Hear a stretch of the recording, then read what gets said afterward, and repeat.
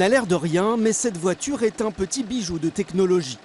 À l'avant et tout autour de la carrosserie, 3 caméras et des dizaines de capteurs. Mais le plus intéressant se trouve peut-être dans le coffre.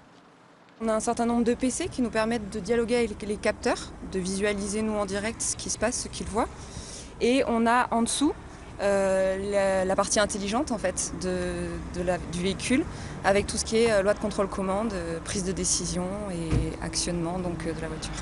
Cette C4 pas comme les autres, c'est le véhicule autonome de PSA. Un prototype testé grandeur nature sur l'A36 entre Beaune et Montbéliard.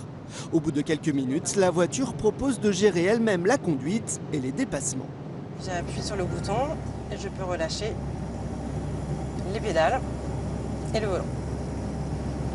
Donc là, la voiture gère toute seule la vitesse.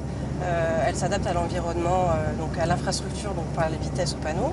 Et puis elle s'adapte aussi aux véhicules environnants. Donc elle prend la main donc, sur les pédales, donc elle va contrôler le moteur et le frein, et sur la direction.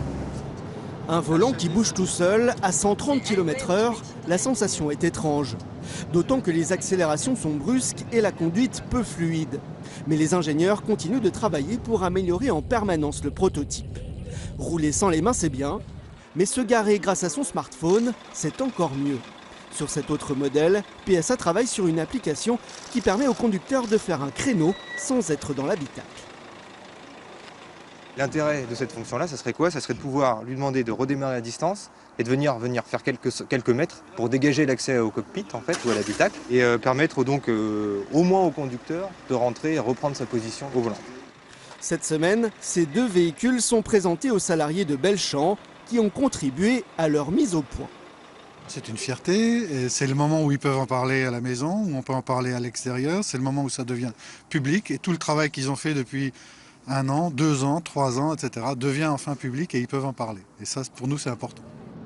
Renault, Nissan et de nombreux constructeurs américains se sont eux aussi lancés dans la bataille. Les premières applications d'aide à la conduite devraient voir le jour d'ici 2 ans. Mais pour des voitures totalement autonomes, il faudra attendre au moins